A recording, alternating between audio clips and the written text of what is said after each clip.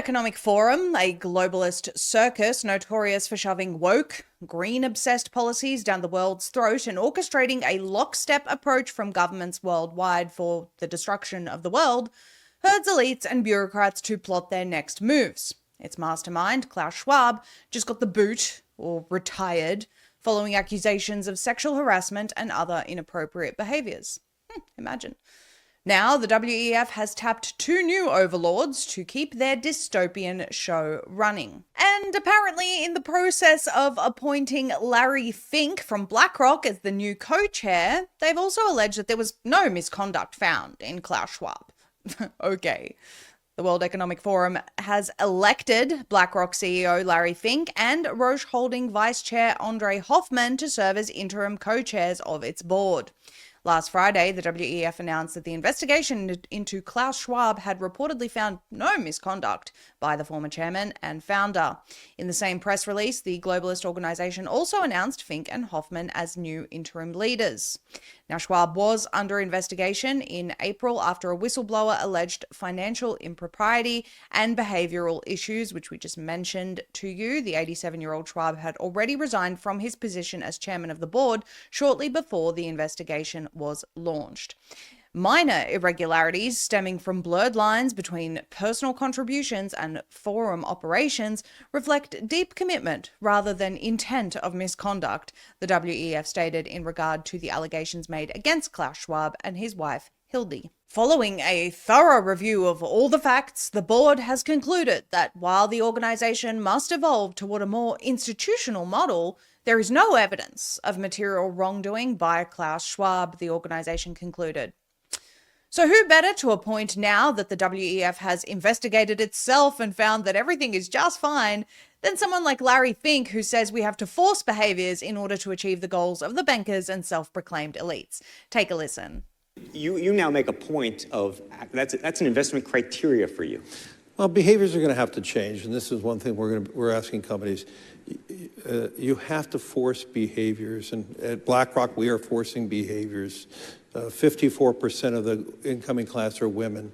We added 4 more points in terms of diverse employment this year, and what we are doing internally is if you don't achieve these levels of impact, your compensation could be impacted. Okay, we're doing the same thing. And so it's just you have to force behaviors, and if you don't force behaviors, whether it's gender or race or just any way you want to say the composition of your team, you're going to be impacted. And that's not recruiting, it is development, as Ken said. And ultimately, it's still going to take time, but I am just as much shocked as Ken is that we have not seen more opportunities, and we're going to have to force change. Larry Fink and his BlackRock empire, the poster boys of cutthroat capitalism, now steering the World Economic Forum, and we highly doubt his ideology of forcing behaviors that have led to disastrous DEI policies and the green agenda push worldwide have changed. Known for sinking their claws into virtually every major company, bank, and property deal globally, BlackRock's private equity and venture capital moves have turned markets into their personal playground. Remember our recent expose on their BuildToRent scheme? It's BlackRock and their cronies pricing out regular folks, chaining them to a lifetime of renting with zero shot at ever owning a home. Fink sliding into the WEF's leadership with its chilling "you'll own nothing and be happy" mantra feels like the final nail in the coffin for individual freedom. But someone we haven't heard as much about is the other co-chair, Andre Hoffman. According to Wikipedia, Andre Hoffman is a Swiss billionaire and businessman, environmentalist, and philanthropist. Gosh, he sounds just like Bill Gates. The great-grandson of Fritz Hoffmann La Roche, who founded the drug company Roche Holding in 1896. We'll talk about that in a moment.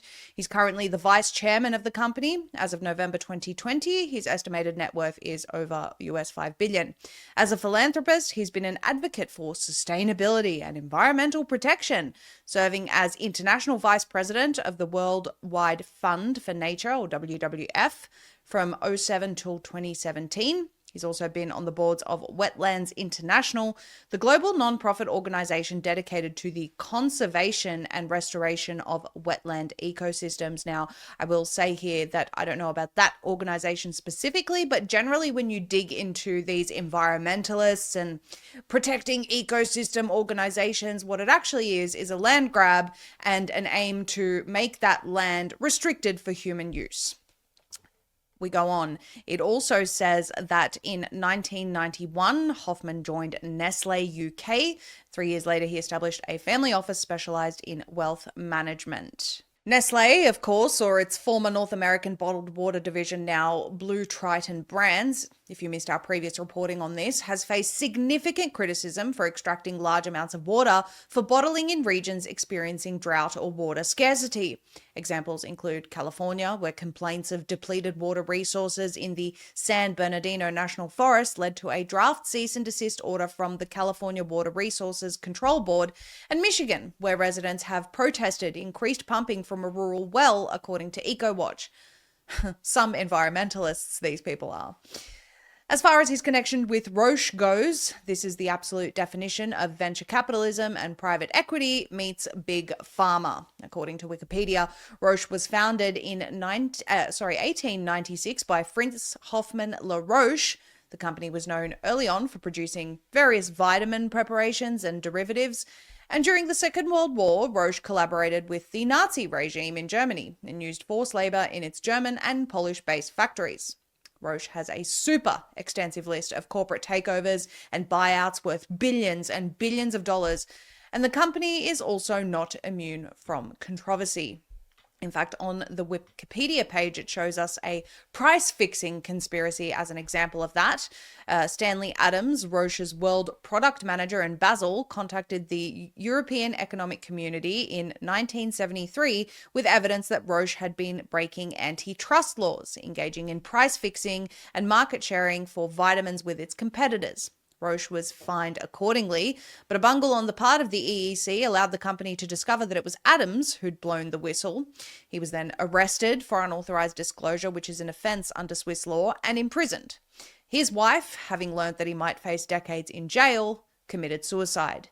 In 1999, the firm pleaded guilty to participation in a worldwide conspiracy to raise and fix prices for vitamins sold in the US and globally.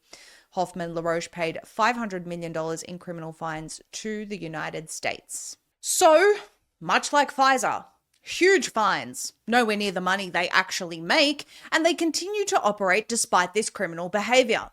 And governments let them.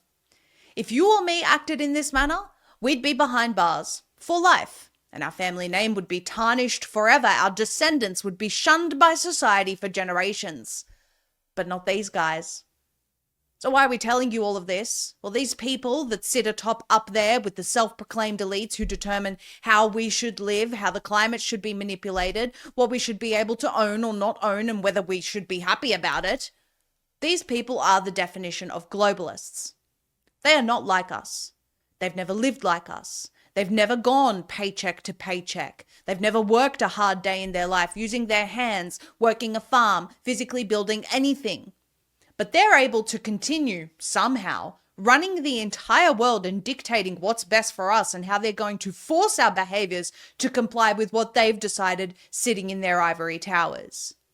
And they do this, for the most part, in secret.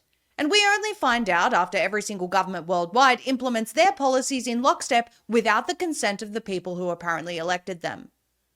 Our point here is that nothing has changed. The old guard is still there with some new faces, but the goals of Agenda 2030 haven't moved one iota.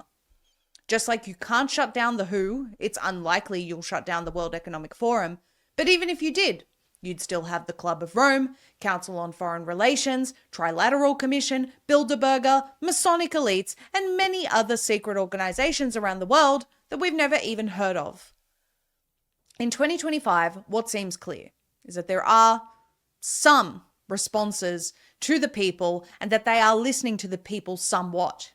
There have been many cases where uproar on the internet and on X and other social media platforms have sparked change. Make your voices heard and pay attention to any elected representatives that are pushing the agendas of these organizations. Do not let them get away with it.